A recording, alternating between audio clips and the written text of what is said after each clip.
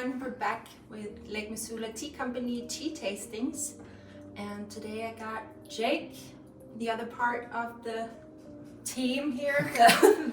G'day, I am a co-owner of Lake Missoula Tea Company and have been part of our wholesale team, working on finding new accounts and kind of building our wholesale program. That's been my primary responsibility. But this particular tea that we're tasting today is the Sunshine Daydream, and it's certainly one of our most popular teas. Certainly one that we do sell on the wholesale level a lot. It's been in your repertoire forever. I feel like it's since Yes. since I started working for you. I remember coming in and buying the Sunshine Daydream. It has a lot of longevity. Yeah. So it's a tried and true and very popular blend.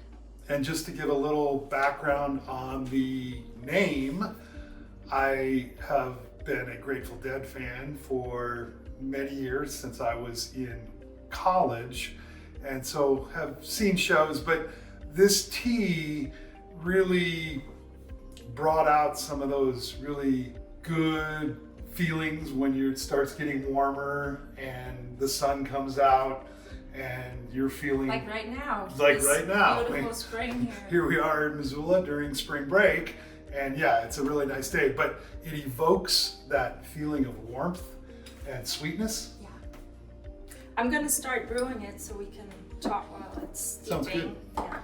And for reference, I'm using 5 grams of tea for 16 ounces of boiling water. Grab that. And you can already smell it. It's such a fragrant tea. Let me see. Definitely getting the ginger.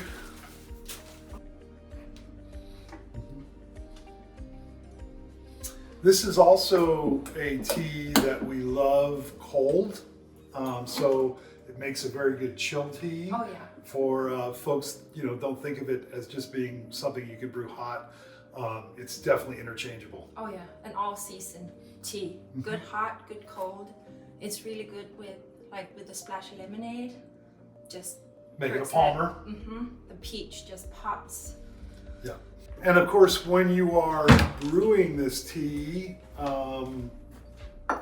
when you're doing it cold, you can certainly do it for a little bit longer if you want to extract more flavor from the blend. But Would you add more usually water we're then, you could, yeah, you certainly could. But you can do it as a concentrate and then just add cold water to it. But we're normally brewing this, if it's just a hot tea, for 3 minutes. But if I was doing it cold, I might do it 4 or 5 minutes. Yeah. And, I'd be scared that it'd be too bitter.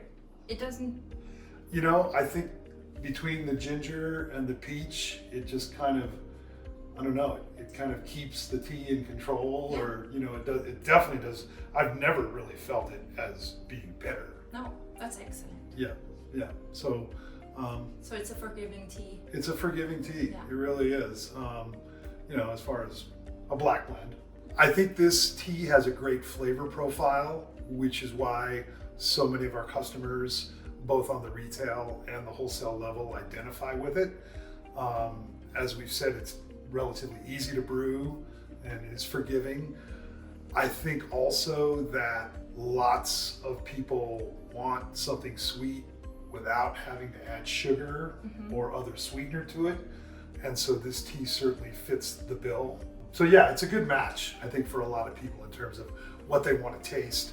And then, the fact that it is still a caffeinated tea. Yeah. And peach is such a popular flavor. It's, I think we have 4. It's big around the country, but certainly big in the South. Yeah. Where many peaches are grown. But yes, I do think that it's a well-rounded tea that people can easily identify with.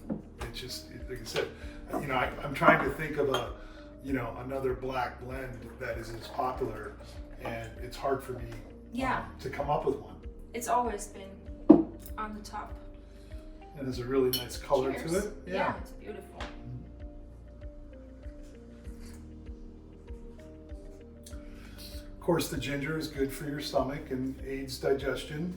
So we like drinking ginger for that. Yeah. But we also want to drink it because it tastes good. And it does taste. It just, the ginger peach just is blended so well together. Mm-hmm. It's, Yeah, that's the nice rounding. And it's sweet. Yeah, I think for me, the sweet comes out even more when it's chilled. Oh yes. You know, when it's hot like this, I'm getting probably a little bit more of the ginger than I am the peach, but I can taste both of them. But chilled, it's just so refreshing. The peach really pops when it's chilled. Yeah. Delicious. And one of the reasons, if you're doing it cold for brewing it hot, is to again make sure that you're extracting all that flavor out of the peach, the ginger. Yeah. You know, it does have a little bit of marigold in there, so it has a little bit of flour. And the apples, yeah. And also has some apples, some dried apples. So for bringing the peach and the apple out, yeah, heat it. Heat it, yeah. Heat it up. You know, people like doing sun tea, but to me, if you want to do a good chill tea, you really need to brew it. Brew it hot and then chill it And then afterwards. chill it right away. I agree. Sun tea can be problematic in all kinds of ways, Yeah. but You definitely. know, for certain the teas it's flavor. fine, but like for something like this, again, where you have the dried fruit, no, brew it hot. Back to the Grateful Dead connections. Sugar Magnolia, which is one of my all-time favorite Grateful Dead songs. In that song, it has a lyric about Sunshine Daydream. So that is where the name of this tea comes from. It's buried in the lyrics of Sugar Magnolia. Most people have heard that song. Certainly here in Missoula, you will hear it on the trail. And I remember when I did my interview with Mandela on the Trail Less Traveled, this was one of the songs that I played. Yeah. Yes. So Jake, do you prefer the song or the tea? I love them both. I love the song, but I really love the tea, and I encourage everyone to sample it, and then of course buy it. We think that this would be one of your go-to summer teas, and in the wintertime, it's a great way to remind you of the summertime.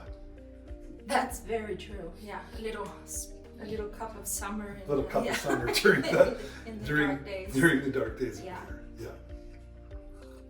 And it's good as it is, but it can be with milk and honey if you prefer that. Sure.